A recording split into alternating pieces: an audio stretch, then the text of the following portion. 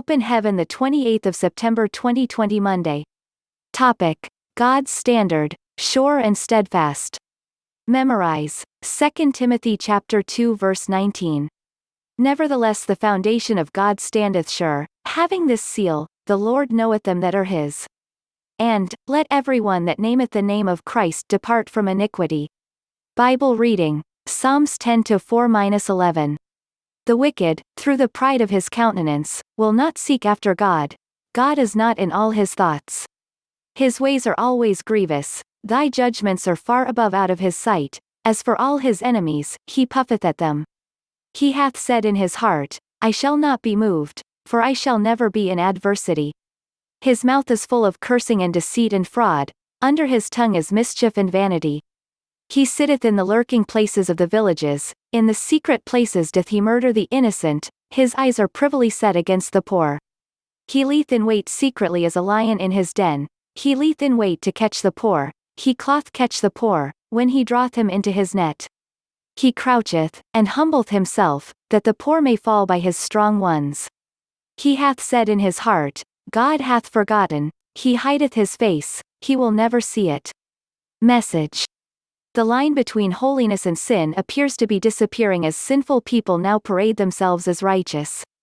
The truth, however, is that the world may change, but God's standard never changes. He will not lower his standard to accommodate anyone, rather, he will give you grace to meet up with it. In order to receive that grace, you would have to take a step towards meeting God's standards. James chapter 4 verse 8 says, Draw nigh to God, and he will draw nigh to you. Cleanse your hands, ye sinners, and purify your hearts, ye double-minded. You will need to root out and tear down everything that is in opposition to holy living in your life, then he will grant you the grace to live holy. When I see people who say they want to live holy lives still entertaining sin, I'll know they are not yet ready. Is there any friend that can lure you to sin? Any television show you like to watch that promotes sinful habits? Any place you like to visit that makes it comfortable to commit sin? Stay away from all such things from today. James chapter 4 verse 8 also talks about the double-minded. These are people who have one leg in the church and the other leg out, people who claim to live holy but willfully commit sin from time to time. James urges such people to purify their heart. With God, there is no sitting on the fence. There is no lukewarmness with him. You are either hot or cold, in or out. He says in Revelation chapter 3 verses 15-16, I know thy works, that thou art neither cold nor hot, I would thou wert cold or hot. So then because thou art lukewarm, and neither cold nor hot, I will spew thee out of my mouth.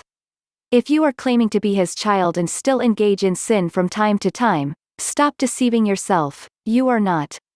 Maintain the standard of holiness in all ways, that is the master key to heaven. Key point, God will not lower his standard of holiness for anyone.